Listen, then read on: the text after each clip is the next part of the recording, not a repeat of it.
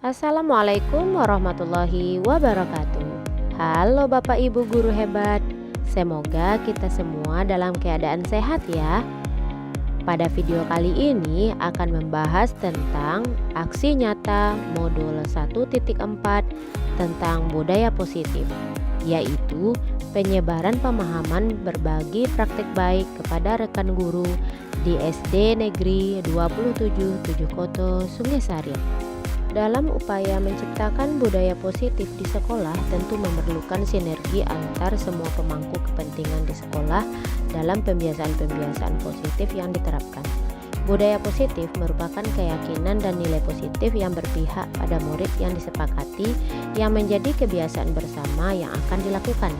Pembiasaan positif dapat menjadi suatu kekuatan untuk menerapkan disiplin positif sekolah. Mengapa harus disiplin positif? Karena semua aturan-aturan yang ditetapkan ditujukan untuk melahirkan mental-mental disiplin yang berdasarkan kesadaran individunya. Budaya positif lahir karena semua pemangku kepentingan sadar akan pentingnya taat terhadap sebuah aturan. Taat bukan karena ada konsekuensi di balik semua itu, tetapi pembiasaan bermula dari dalam diri.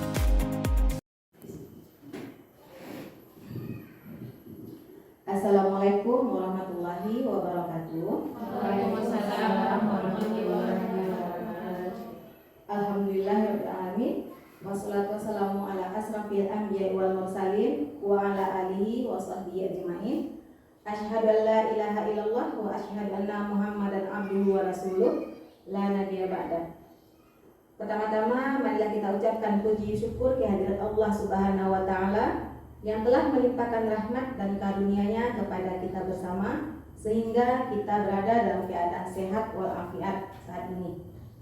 Serta salawat dan salam kita kirimkan kepada Nabi besar Muhammad Sallallahu Alaihi Wasallam yang telah membawa umatnya dari zaman kebodohan ke zaman penuh dengan ilmu pengetahuan seperti yang kita rasakan hari ini. Pemateri kita hari ini Ibu Ira Parisma yang merupakan juga guru SDN 27 Tujuhkoto Sungai Sari. Dalam kesempatan ini beliau meminta waktu kepada kita, meminta izin kepada kita untuk berbagi praktik baik tentang materi atau modul yang telah dipelajarinya pada pelatihan guru penggerak angkatan 10 yang sedang dia ikuti. Dalam hal ini beliau memenuhi tuntutan tugas dari pelatihan yang beliau ikuti, yaitu berbagi praktik baik kepada rekan sejawat di sekolah. Untuk itu kita berikan kesempatan kepada beliau menyampaikan praktik baik yang telah diikutinya, dan harapan besar juga bagi kita, semoga kita bisa ikut memahami dan menjalankan atau mempraktikkan apa yang nanti kita terima bersama-sama.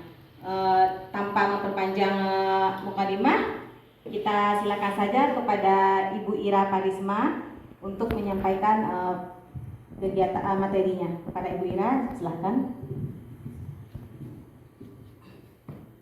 Bismillahirrahmanirrahim. Assalamualaikum warahmatullahi wabarakatuh. Waalaikumsalam warahmatullahi wabarakatuh.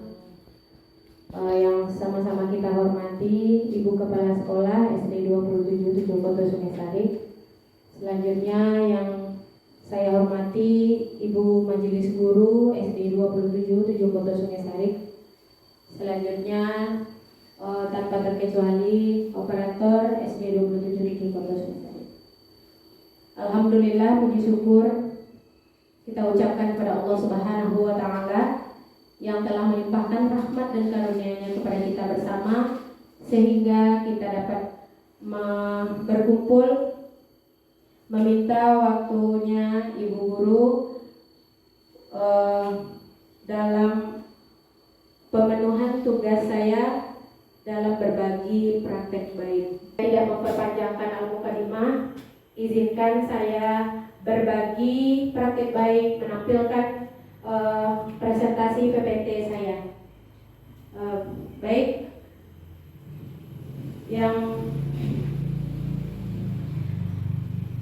ini menyebarkan pemahaman dan penerapan pengalaman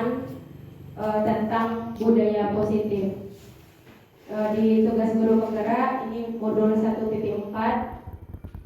Selanjutnya, konsep inti dari budaya positif itu ada 8 poin, yaitu perubahan paradigma belajar, yang kedua disiplin positif, yang ketiga nilai kebajikan, keempat kebutuhan dasar manusia, selanjutnya motivasi perilaku manusia, posisi kontrol guru, keyakinan kelas, dan segitiga restitusi. Pembelajaran dengan paradigma baru. Pembelajaran dengan paradigma baru merupakan pembelajaran yang dirancang berdasarkan prinsip pembelajaran berdiferensiasi, sehingga para peserta didik belajar sesuai kebutuhannya berdasarkan tahap perkembangan sesuai teori psikologi modern untuk mewujudkan profil pelajar Pancasila.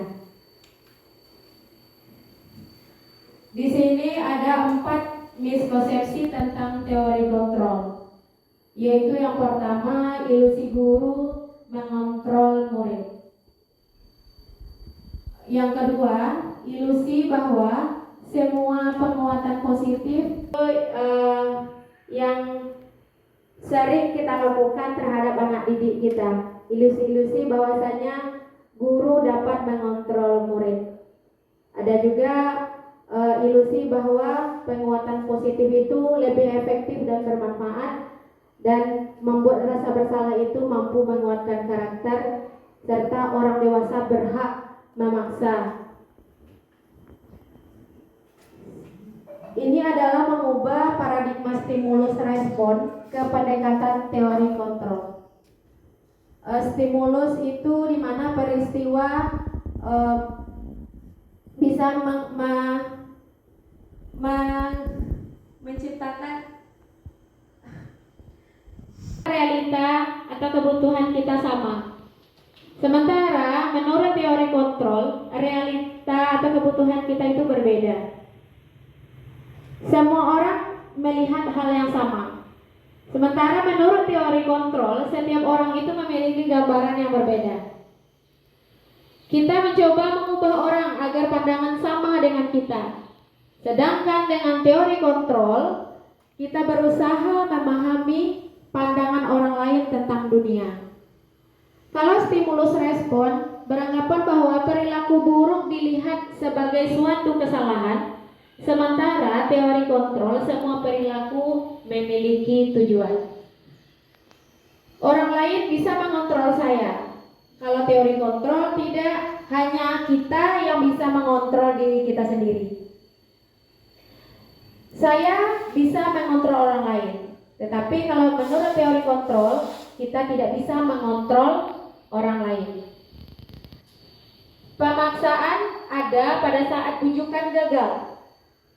Kalau teori kontrol, kolaborasi dan konsensus menciptakan pilihan-pilihan baru. Model berpikir menang atau kalah, sementara teori kontrol model berpikirnya menang-menang.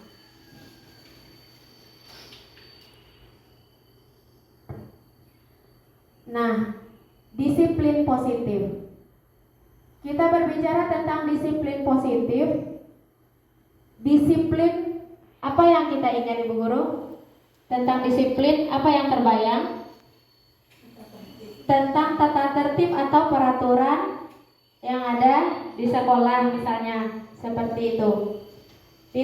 Sementara disiplin positif, disiplin itu artinya belajar. Berasal dari kata disiplina, artinya belajar.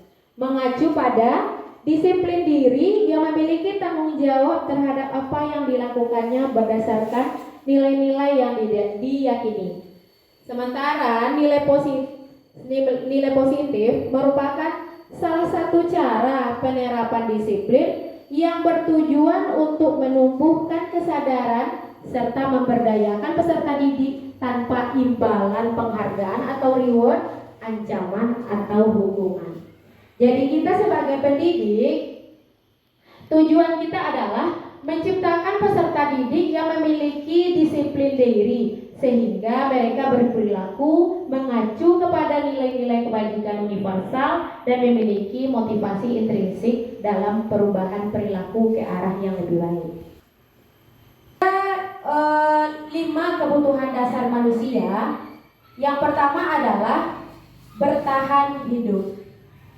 Contohnya, kita butuh makan, kita butuh pakaian, kita butuh tempat tinggal, keamanan dan kesehatan. Yang kedua, kita butuh kasih sayang dan rasa diterima. Contohnya rasa diterima, dipedulikan, berbagi, kerjasama, menjadi bagian dalam kelompok. Yang ketiga adalah penguasaan. Dalam penguasaan ini, contohnya harga diri, keinginan untuk dianggap memimpin, berprestasi, diakui dan didengar. Yang keempat, kebebasan. Contohnya mandiri, memiliki pilihan, mencoba hal baru, mampu mengendalikan arah dirinya. Dan yang terakhir, kesenangan. Apa yang kita butuhkan dalam kesenangan? Misalnya bermain, bercanda gurau atau humoris, antusiasme dan tertawa. Dari disiplin positif ini dapat memunculkan motivasi perilaku manusia. Ini ada kita melakukan sesuatu itu pasti ada tujuan kita ya Ibu Guru. Misalnya kita datang ke sekolah ini pasti memiliki tujuan. Kita datang tepat waktu ke sekolah pasti memiliki tujuan. Lalu, apakah alasan kita untuk datang ke sekolah menghindari teguran dari kepala sekolah misalnya? Capek jalan buat ibu, betul karena tegur dari ibu, ada ibu kepala. Mungkin itu. Atau kita mengikuti suatu pelatihan. Tujuan kita mengikuti suatu pelatihan mungkin untuk mendapatkan sertifikat, untuk mendapatkan penghargaan. Nah, di sini motivasi itu ada terbagi dua, yaitu motivasi ekstrinsik atau bersifat sementara dan ada motivasi intrinsik. Kalau motivasi hukuman, kalau tidak ada penghargaan, mungkin seseorang itu tidak akan melakukannya. Nah, untuk yang motivasi intrinsik ini bersifat lama atau jangka panjang, yaitu orang melakukan sesuatu itu untuk menjadi orang yang mereka inginkan dan menghargai diri sendiri dengan nilai-nilai yang mereka percaya. Berarti seseorang itu melakukan sesuatu tanpa ada paksaan, tanpa mengharapkan penghargaan atau reward, juga tidak menghindari sebuah hukuman. Nah, apa contohnya hukuman? Hukuman itu ciri-cirinya dibuat tidak terencana atau dibuat secara tiba-tiba. Murid tidak tahu apa yang terjadi atau tidak dilibatkan. Yang ketiga, bersifat satu arah. Dan yang keempat, berupa hukuman fisik atau psikis. Nah, ini ciri-ciri dari hukuman. Untuk yang kedua, konsekuensi. Apa ciri-ciri konsekuensi? Yang pertama, terencana atau disepakati sesuai dengan peraturan, yaitu proses menciptakan kondisi bagi murid untuk memperbaiki kesalahan. Yang kedua, proses kolaborasi yang mengajarkan murid untuk mencari solusi dari kesalahannya itu sendiri. Dicarikan solusinya. Nah, ini dia 5 posisi kontrol tadi Bapak Ibu Guru. Yang pertama, 5 posisi kontrol ini ada sebagai penghukum, pembuat merasa bersalah, teman, pemantau, dan manajer. Kita bahas satu-satu ya Ibu Guru. Contoh penerapan dari 5 posisi kontrol guru, kasusnya adalah siswa terlambat datang ke sekolah. Kalau penghukum, kita misalnya guru sebagai penghukum, contohnya datang anak terlambat, kamu hormat bendera 1 jam tanpa anak dilibatkan atau tidak dilibatkan dalam membuat suatu peraturan. Nah, kamu dihormat bendera 1 jam. Kalau untuk pembuat rasa bersalah, datang anak terlambat datang ke sekolah, kita langsung bilang, berapa kali ibu harus memberitahu kamu, kamu selalu saja mengecewakan ibu, seperti itu. Nah, kalau kita sebagai teman, posisi kita sebagai guru itu sebagai teman bagi anak, ayolah, bagaimana sih kamu? Kemarin kan kamu sudah janji ke ibu. Kemarin kan kamu sudah janji ke ibu, bukan? Gitu. Nah, jadi kita berbicaranya lemah lembut, mendayu-dayu kepada anak bahwasanya kemarin kan udah ibu bilang gitu. Kenapa kamu begitu lagi? Nah, kalau untuk pemantau, kita melihat anak datang terlambat ke sekolah, lalu berbicara kepada anak, apa yang telah kamu lakukan, konsekuensinya apa? Nah, seperti itu. Kalau kita sebagai manajer, ketika datang anak sekolah terlambat, apakah kamu tahu kesalahanmu? Kira-kira bagaimana kamu memperbaiki kesalahanmu? Itulah kalimat yang kita ucapkan kepada anak. Nah, ibu guru, coba kita tebak ya, posisi kontrol apakah aku? Kalau begini kalimatnya, saya kecewa sekali dengan kamu. Kira-kira ini termasuk ke dalam posisi kontrol yang bagian masuk ke mana gitu ibu guru? Membuat merasa bersalah. Saya kecewa sekali dengan kamu, betul sekali. Membuat merasa bersalah, saya kecewa. Jadi dengan kesalahannya ibu guru kecewa dengan kesalahannya tersebut. Nah, kita lanjut ya ibu guru. Posisi kontrol ini termasuk kemana? Kamu tidak pernah benar melakukannya.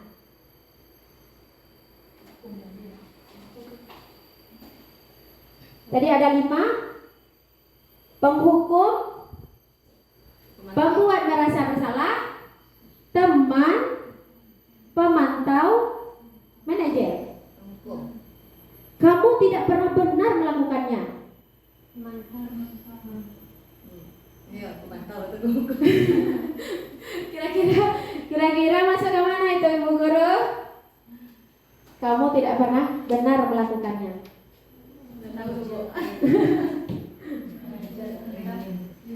Tidak pernah benar kan berarti menyalahkan anak, termasuk kepada merasa bersalah dan bu? Membuat merasa bersalah. Iya, kamu tidak pernah benar. Bisa. Bisa bu? Nah, coba apa rencanamu untuk menyelesaikan masalah ini? Manajer. Pintar sekali. Kalau ini, ayolah lakukan demi ibu. Teman. Oke, tepuk tangan untuk ibu guru hebat. Nah, kita lanjutkan ya ibu guru. Kita masuk ke keyakinan kelas. Mengapa keyakinan kelas? Mengapa bukan peraturan kelas? Kenapa harus keyakinan kelas? Kenapa tidak peraturan kelas? Selama ini kan kita tahu peraturan atau tata tertib di kelas. Nah, sekarang kita rubah menjadi kenapa keyakinan kelas. Kita bahas ya Ibu Guru. Dalam pembentukan keyakinan kelas, hal-hal yang diperhatikan yang pertama bersifat abstrak. Yang kedua berupa pernyataan universal, dibuat dalam pernyataan positif, sesuai dengan kondisi kelas dan sekolah sehingga mudah diterapkan. Dan yang terakhir, semua warga sekolah atau warga kelas dilibatkan saat membuat keyakinan kelas.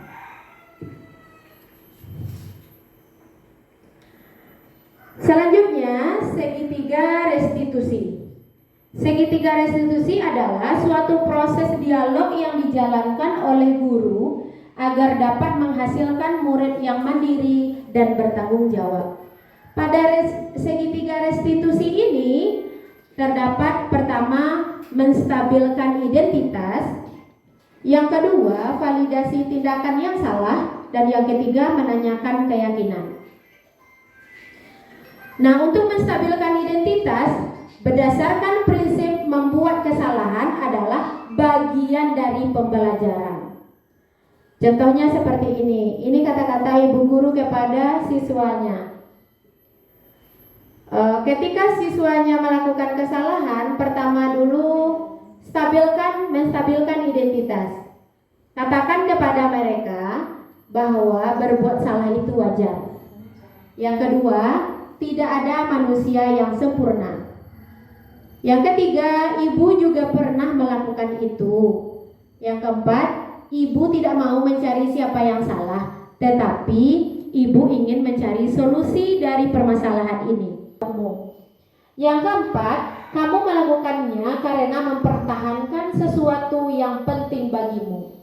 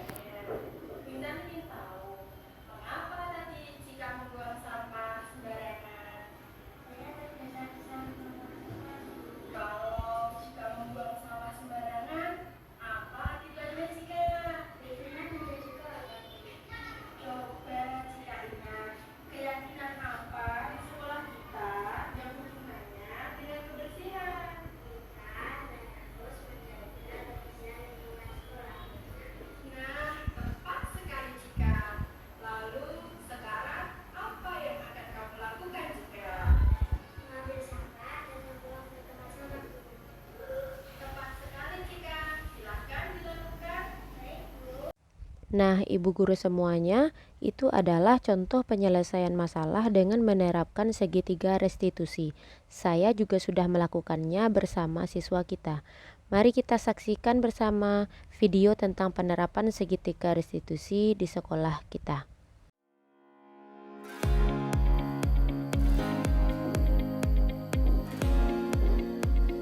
Hai Caca sedang apa? Oh, tidak apa-apa.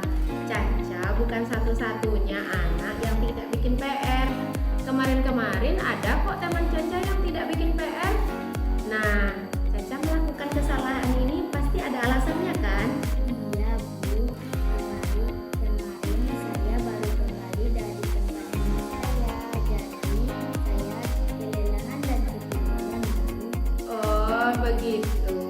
Jadi Caca kelelahan dan ketiduran. Tetapi Caca tidak datang terlambat kan? Nah, itu bagus sekali nak. Karena Caca berusaha bangun lebih awal dan tidak terlambat datang ke sekolah. Tetapi dari kesalahan Caca itu melanggar keyakinan kelas atau tidak? Melanggar, Keyakinan kelas apa itu? saya tidak bertanggung jawab atas tugas yang diberikan. Berarti Caca sudah tahu ya, kalau menurut Caca sikap tanggung jawab itu penting atau tidak untuk Caca? Penting Bu, Kalau tahu itu penting, apa yang Caca lakukan ke depannya? saya akan menyelesaikan tugas dari awal Bu agar saya memiliki cukup waktu untuk mengerjakannya. Jika Caca sudah memperbaikinya, Caca akan menjadi anak yang seperti apa? Saya akan menjadi anak yang memiliki tanggung jawab dan disiplin waktu. Bagus sekali. Berarti Caca sudah tahu apa yang akan Caca lakukan ke depannya. Sekarang Caca bersiap-siap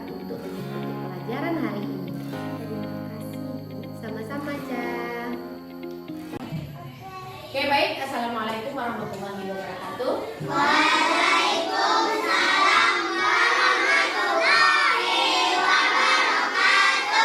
Apa kabar anak ibu semuanya?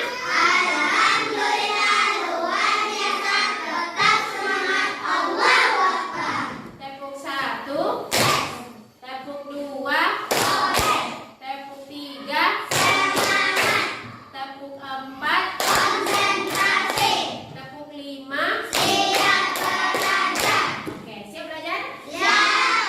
Sebelum belajar, tentu kita akan membuat kelas kita senyaman mungkin. Untuk menciptakan pembelajaran yang baik, pembelajaran yang menyenangkan, tentu kelas kita harus nyaman, bersih, orang-orangnya juga disiplin. Jadi apa yang kita lakukan supaya kelas kita bersih, kelas kita nyaman, orang-orangnya baik, orang-orangnya bertanggung jawab, saling menyayangi, tidak ada bertengkar? Apa yang kita lakukan? Yang kita lakukan adalah membuat keyakinan atau kesepakatan kelas. Jadi untuk itu sekarang kita menyepakati kelas kita itu seperti apa. Kalau kita sudah sepakat kelas kita begini, harusnya begini bersama-sama, tentu kita juga akan menjalaninya dengan senang hati karena kita sudah sepakat, karena kita sudah yakin menjalankannya. Kita punya tanggung jawab sendiri-sendiri.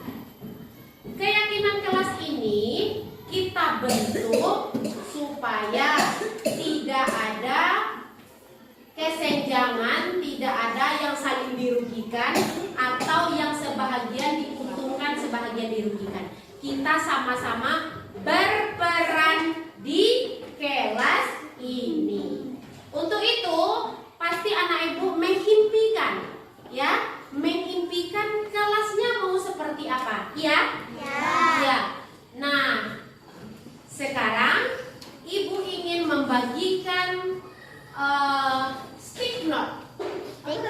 Stick note ini ibu akan berikan kepada masing-masing anak ibu. Nah, ya, satu sebangku, yang satu orang duduk satu saja ya. Kelas seperti apa yang anak ibu inginkan sesuai dengan nilai kebaikan, nilai kebajikan yang sudah kita sepakati tadi. Ya, yang ini. Yang mana anak ibu pilih? Misalnya anak ibu ingin di dalam kelas ini saling menyayangi. Berarti nilai kebaikannya ini. Atau anak ibu ingin kelas yang bersih, nyaman dan rapi. Seperti ini. Atau saya ingin jujur, tidak berbohong, boleh. Anak ibu bebas memilih mana yang anak ibu suka. Konfirmasi atau kompromikan, diskusikan bersama teman sebangkunya. Oke? Oke? Oke.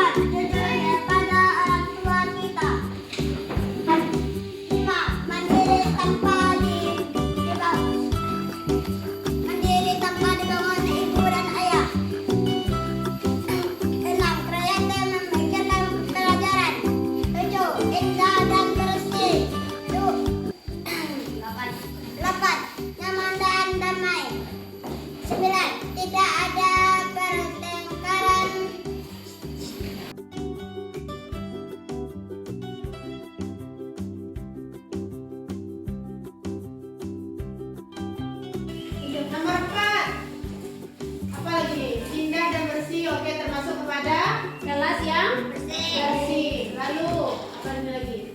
Mandiri, dapat kreatif, nyaman, tidak bertengkar, berarti saling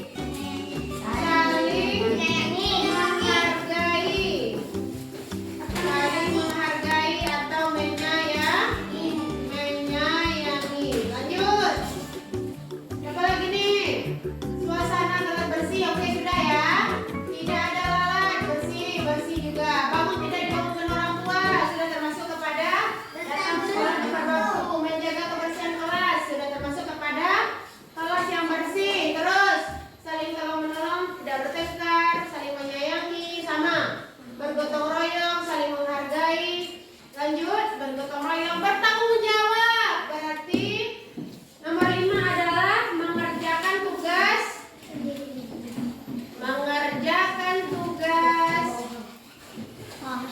dengan penuh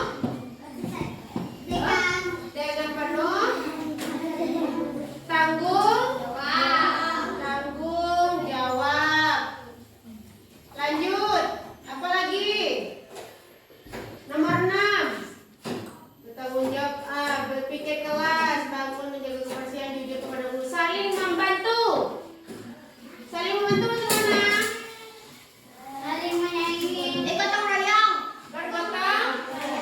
Bergotong royong, saling tolong menolong. Lanjut, apa lagi? Menciptakan perubahan pada kelas, harus mengumpulkan PR tepat waktu. Berarti kemana maksudnya? Bagus. Tanggung jawab. Saya mau kelas saya baru. Nah, di kelas 5 nanti baru ya. Kita harus menghormati seluruh warga. Berarti nomor 7-nya adalah hormat dan saling apa tadi? Saling menghormati satu sama lain. Saling menghormati satu sama lain. Lanjut. Apalagi yang ingin menandai impikan di kelas ini? Saya mau jujur. Jujur sudah? Oh sudah. Mandiri, tepat waktu, memperbaiki nama sekolah, saya menghindari narkoba. Oh sudah ada yang narkoba? Saya di kelas anak patuh, ingin membuat kelas bersih, saya ingin kreatif. Oke. Nah ini disebut dengan keyakinan kelas.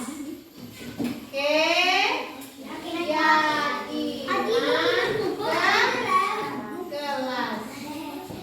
Nah, kalau sudah menjadi keyakinan kelas, berarti kita sudah sepakat untuk menjalankannya ke depan.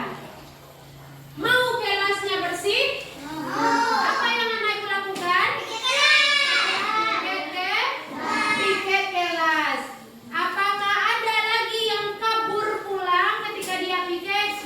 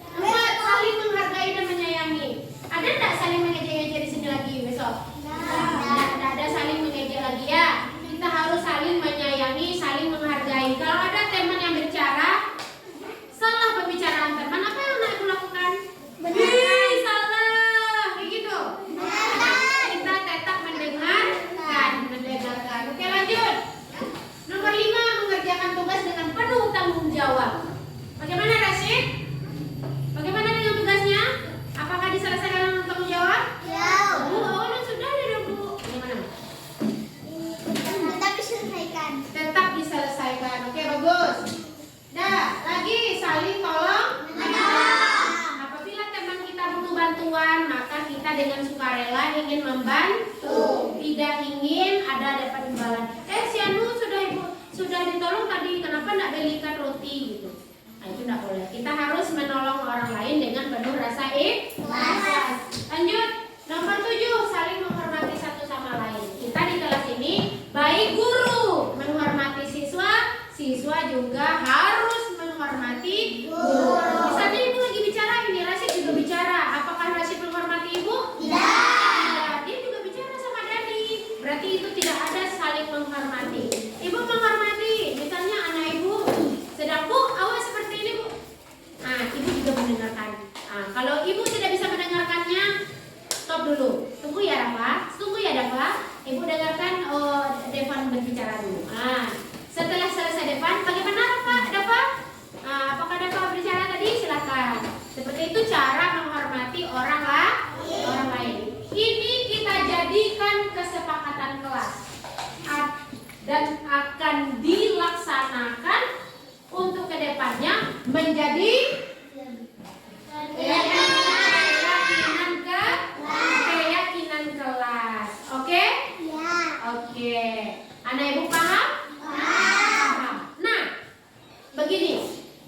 Di antara ini tentu semuanya tidak harus atau tidak mungkin terlaksana. Misalnya ada sesuatu halangan. Apa konsekuensinya jika dilanggar? Ibu serahkan sama anak ibu. Apa konsekuensinya jika dilanggar? Misalnya anak ibu datang ke sekolah terlambat. Masuk buku kasus. Hah? Masuk buku kasus? Itu kalau berantem. Berarti itu kan hukuman, mau juga dihukum berarti kan?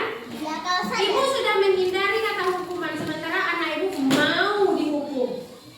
Kalau lagi sadar dia nyebut. Lagi sadar, misalnya seperti ini.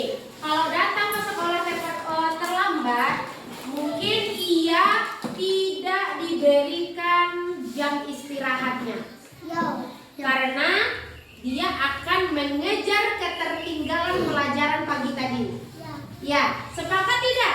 Sepakat. Misalnya Widya terlambat, ibu sudah memulai pembelajaran. Ternyata ada tugas yang sudah dikumpulkan. Widya ketertinggalan kan? Datang, tak. Assalamualaikum, maaf Bu, saya terlambat. Kenapa terlambat? Saya telat bangun karena tidak mendengarkan alarm. Misalnya kan? Jadi Widya tidak ada jam istirahatnya. Sepakat apa tidak? Sepakat. Karena Widya akan menjalankan atau mengejar ketertinggalan di pagi tadi. Sepakat? Sepakat. Semuanya? Ya. Iya. Tidak ada ibu ini lapar begitu macam-macam lah alasan. Kita sudah sepakat sekarang, oke? Oke. Misalnya tidak mengerjakan tugas dengan penuh tanggung jawab, apa konsekuensinya ke depan? Menyelesaikannya. Termasuk juga seperti tadi. Dengan menyelesaikan tugas tadi, maka jam istirahatnya ditiadakan. Selesaikan di dalam kelas. Mau? Sepakat? Oke. Tepuk semangat.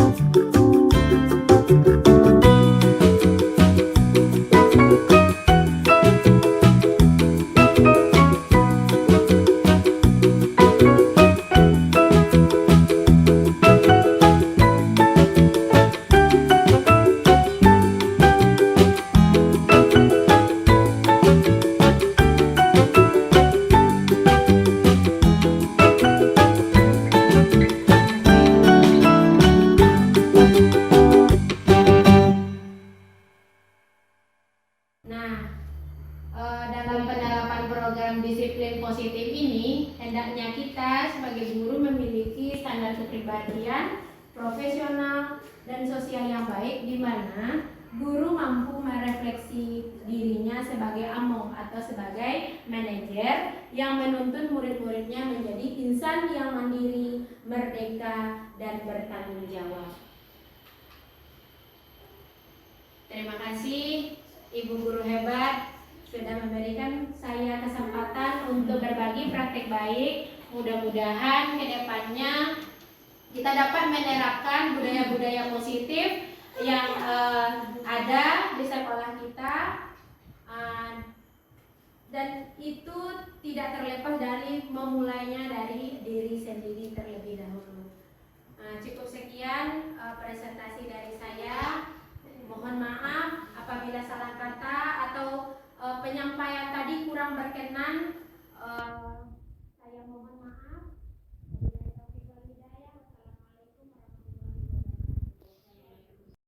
Baiklah Ibu Guru Hebat, kita masuk pada sesi tanya jawab. Jika ada di antara rekan-rekan yang ingin bertanya, kami buka dan insya Allah akan dijawab dengan baik. Tadi antara apakah keyakinanku kalau kesepakatan kelas. Nanti ganti ini kesepakatan kamu dengan Keyakinan kelas. Nah, jadi kita libatkan siswa-siswa kita tampung apa saja yang ingin disepakati di dalam kelas.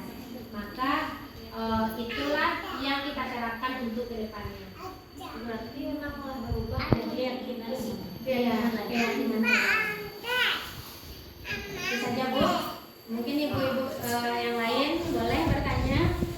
Makanya ini sebuah ujian. Tadi kan seperti yang Ira jelaskan tadi ada 5 posisi kontrol guru.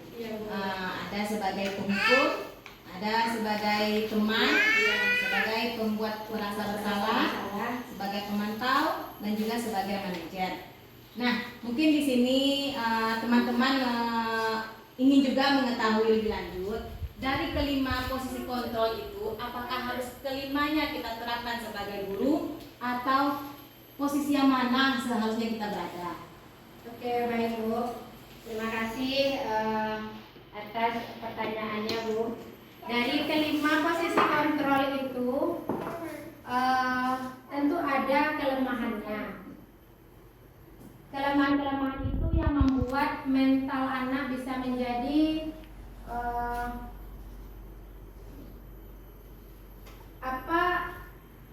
jangka panjangnya nanti terhadap masa depan anak. Jadi di sini kita bahas apa ya Bu? Hukum, ada pembuat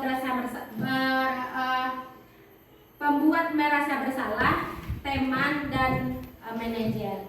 Di setiap 5 posisi kontrol ini ada nanti hasil yang akan kita dapatkan atau yang akan dialami oleh anak. Misalnya sebagai penghukum. Penghukum itu seorang guru atau si penghukum itu mengucapkannya dengan suara yang tinggi, bahasa tubuh, misalnya mata yang melotot, marah, jarinya menunjuk, kamu seperti ini, seperti itu. Misalnya seperti ini kata-katanya ya Ibu Guru. Terlambat lagi, pasti terlambat lagi. Selalu datang terlambat. Kapan bisa datang tepat waktu? Nah, dengan kata-kata kita seperti itu terhadap anak, hasilnya adalah kemungkinan murid akan menjadi dongkol atau marah terhadap guru tersebut. Contohnya saja kita diposisikan sebagai murid seperti itu, pasti kita merasa dongkol ya Ibu Guru.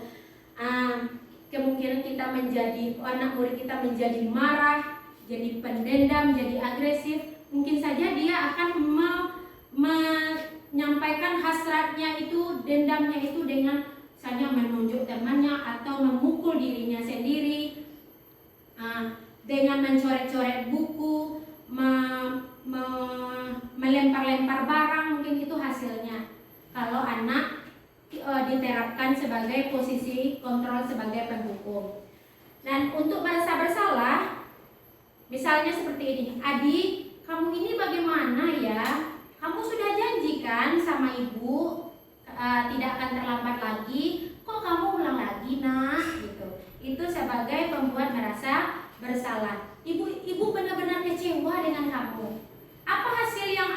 yang didapat, apa hasilnya anak ini diperlakukan seperti itu? Hasilnya adalah murid akan merasa bersalah telah mengecewakan ibu dan bapak gurunya. Murid merasa menjadi orang yang gagal dan tidak sanggup lagi membahagiakan orang tersebut. Jadi berefek ke mental anak yang mungkin pendiam, ketika disuruh percaya dirinya menjadi menurun. Kita menghadapi anak, Adi, ayolah, bagaimana sih kamu? Kemarin kamu sudah janji ke ibu bukan? Kenapa terlambat lagi? Nah, itu posisi kontrol sebagai teman. Hasilnya adalah murid akan merasa senang dan akrab dengan guru. Ini termasuk dampak positif. Hanya sisi negatifnya, murid menjadi tergantung kepada guru. Bila ada masalah, dia merasa bisa mengandalkan guru. Biarlah tuh, ya salah, ibu itu kan pemaaf, kenapa? Nah, besok mungkin diulang lagi. Kemudian yang keempat adalah sebagai pemantau. Apa kata-katanya? Adi, tahu nggak kamu sekarang jam berapa? Kenapa kamu terlambat? Kamu terlambat 15 menit loh, misalnya. Kamu sudah mengerti apa konsekuensinya yang akan terjadi setelah ini? Itu pertanyaan dari ibu guru. Apa jawab dia? Misalnya, paham Pak, saya harus ditinggal kelas, misalnya konsekuensi ketika dia terlambat datang sekolah. Apa hasilnya? Hasilnya adalah murid memahami konsekuensi yang harus dijalankan karena telah melanggar salah satu aturan sekolah. Guru tidak menunjukkan suatu emosi berlebihan, menjadi marah atau membuat merasa bersalah. Murid tetap dibuat tidak nyaman karena ada konsekuensinya. Nah, di sekian yang kelima itu ada yang nomor 5, yaitu posisi kontrol sebagai manajer. Nadanya tulus, bahasa tubuhnya tidak kaku, mendekatkan ke murid. Misalnya, Adi, apakah kamu mengetahui jam berapa kamu datang ke sekolah? Jam 7.45 Bu, misalnya. Kamu terlambat, kira-kira kamu melanggar keyakinan kelas atau tidak? Ditanyakan keyakinan kelas seperti menyelesaikan masalah dengan pendekatan segitiga restitusi tadi. Jadi dari kelima posisi kontrol tadi, satu yang dapat kita terapkan yaitu posisi manajer. Apakah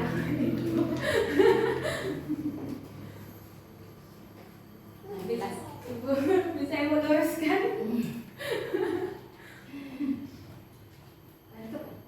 Ya, mungkin ada pertanyaan dari ibu guru yang lain. Selagi bisa, insya Allah dijawab. Jadi apa perbedaan dari kesepakatan kelas dengan keyakinan kelas? Dulu kan sudah diterapkan kesepakatan kelas, ini ditukar lagi menjadi keyakinan kelas. Apa alasannya untuk menukar yang seperti itu? Baru kemarin kan? Apa bedanya gitu? Kesepakatan dengan keyakinan kelas. Terima kasih. Sebenarnya Ibu, keyakinan kelas, kesepakatan kelas kan kita di kesepakatan kelas itu kita membuat suatu aturan itu dengan kesepakatan warga yang ada di kelas termasuk gurunya. Nah, sekarang keyakinan kelas sebenarnya itu sama seperti yang ditanyakan oleh Ibu Eka tadi, itu sebenarnya sama ya Bu.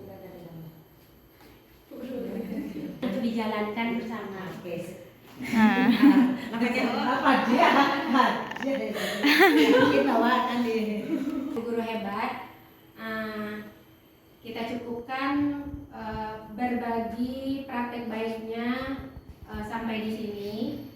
Mudah-mudahan bermanfaat kepada kita bersama, khususnya kita sebagai guru dan kepada siswa-siswa kita. Kita cukupkan. Wabillahi taufiq wal hidayah. Assalamualaikum warahmatullahi wabarakatuh. Waalaikumsalam. Baiklah Ibu Guru hebat, kita minta pencerahan dari Ibu Kepala Sekolah. Kepada Ibu Kepala Sekolah dipersilahkan.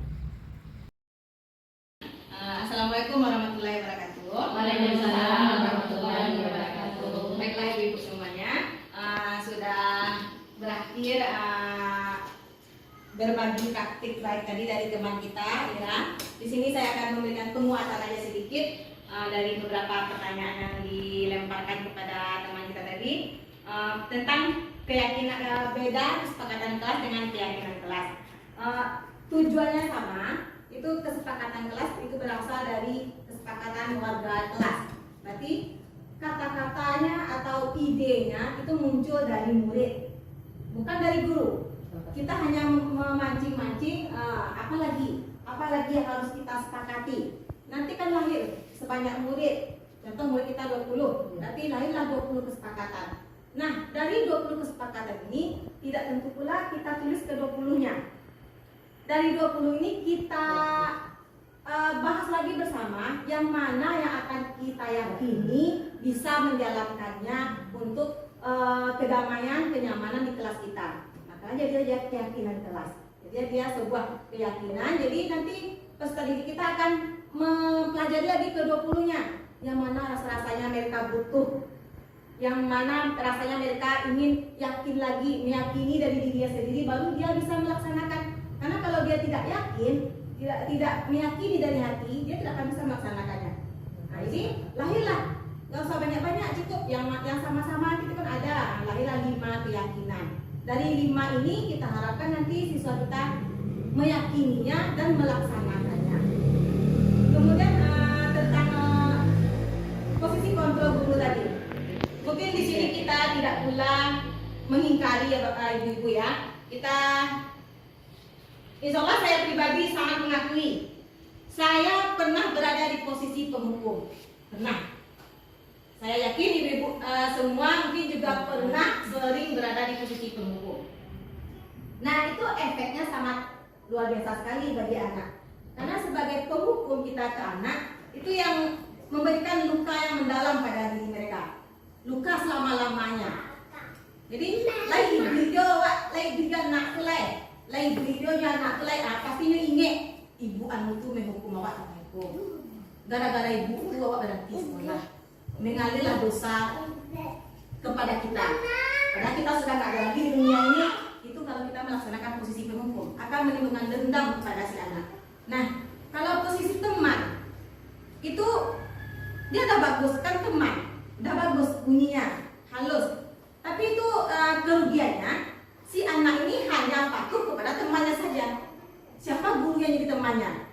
Dia berteman dengan Bu Ulan, dia sama Bu Ulan, jadi patuhnya. Saat Bu Ulan tidak datang, digantikan oleh Bu Sat, kalau malam lagi, mungkin dia kembali ke habitatnya, ribut. Nah, jadi karena Bu Sat tidak bisa menjadi teman dia, belum bisa menjadi teman dia. Nah, jadi motivasi itu bukan dari intrinsiknya lagi, hanya bersifat ekstrinsik juga, hanya bersifat sementara juga. Nah, karena dia tergantung pada guru yang tadi itu, dia sayang sama temannya, dia sayang sama guru yang itu karena itu temannya. Nah, itu apanya? Kelemahannya. Posisi membuat merasa bersalah. Benar tadi kata yang dijelaskan Ira tadi, itu akan juga memberikan efek mental kepada si anak. Karena kita akan membuat si anak ini merasa bersalah, otomatis mentalnya down. Ujung-ujungnya dia pasti merasa takut untuk berbuat ke depannya. Itu salah lu kali ya. Rasul-rasul, itu salah lu kali ya. Kecewa lagi kawa. Jadi dia tidak berani lagi, tidak percaya diri lagi. Itu kelemahan membuat merasa bersalah. Kalimat-kalimat yang dilontarkan itu pasti sering kita lakukan. Seperti yang contohkan tadi. Gimana kamu ini nak?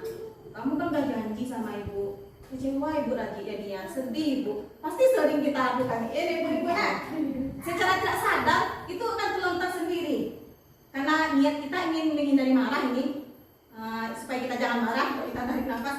Nah, sedih ibu nak. Nanti membantu ibu doa. Kan kecewa, tulus penyubuhan, tapi itu tuh memberikan efek yang luar biasa pula bagi anak. Jadi dia menjadi merasa bersalah. Merasa berdosa ini kalau di ujungnya dia tidak percaya diri lagi. Jadi kalau memantau itu hanya bersifat pemantauan saja. Jadi itu tidak terlalu memberikan dampak kepada si anak, karena dia hanya memikirkan dipantau guru, ada konsekuensi yang akan dilanggarnya, paling diberi hukuman atau paling diberi sanksi. Nah, jadi si anak ini merasa hanya guru itu hanya menjalankan tugasnya serta memantau-mantau kita saja. Jadi guru kita memantau aja.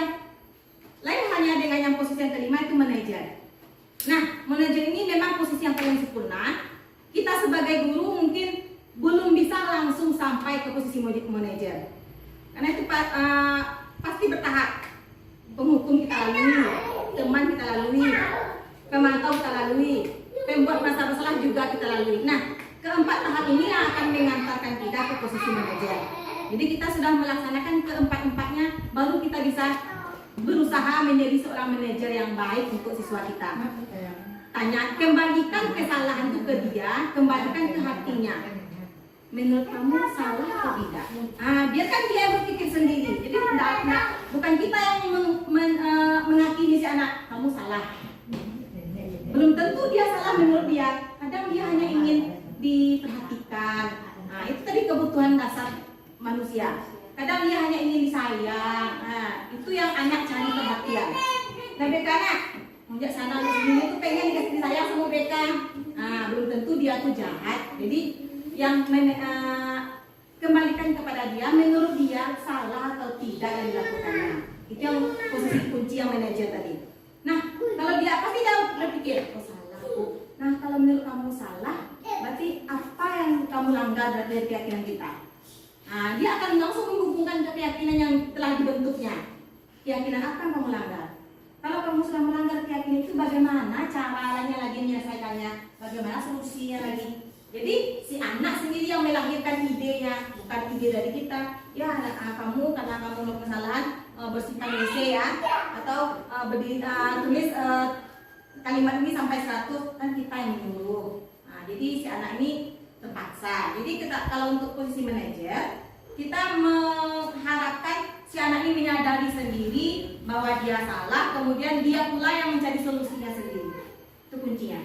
Jadi memang ibu untuk menjadi kita seorang guru yang berada di posisi manajer itu memang sulit, karena maklum manusia biasa kita pasti sering lupa, sering lepas kontrol, apalagi berhadapan dengan perilaku karakter anak yang beraneka ragam. Cuman yang harapan kita bersama, kita ingat lagi diri kita aja langsung. Maksud saya sebagai penghukum bukannya. Kita udah tahu posisi yang 5 itu, pasti kita langsung ingat, barusan saya sebagai teman salah tuh, ulang lagi ya. Kita panggil anak yang salah tadi lagi, atau barusan saya sudah menghukum dia, ya udahlah tadi ya masih WC nak. Tapi kalau si anak yang ingin melahirkan sendiri, bagaimana cara kamu solusinya lagi? Dia nggak berhasil WC, beda ceritanya lagi ibu. Memang dia yang ikhlas dengan dia yang bekerja, tidak apa. Tapi asalkan jangan sampai kita yang meminta. Mungkin hanya sedikit itu yang bisa saya kuatkan dari materi yang disampaikan oleh teman kita tadi. Nah, semoga materi yang disampaikan oleh teman kita tadi bisa kita terapkan di sekolah kita ini dalam menghadapi sekolah kita, karena kita ingin sekolah kita melaksanakan pendidikan yang berpihak pada murid ini. Akhir kata, jika saya ada kesalahan juga, saya mohon maaf, karena kesalahan itu datangnya dari manusia, yang sempurna hanyalah Allah Subhanahu wa taala saja. Wabillahi taufik wal hidayah. Wassalamualaikum warahmatullahi wabarakatuh. Waalaikumsalam warahmatullahi wabarakatuh. Terima kasih Ibu. Demikianlah video tentang aksi nyata berbagi praktik baik yang sudah saya lakukan bersama rekan guru. Mudah-mudahan bermanfaat untuk kita bersama. Wassalamualaikum warahmatullahi wabarakatuh. Salam Guru Penggerak.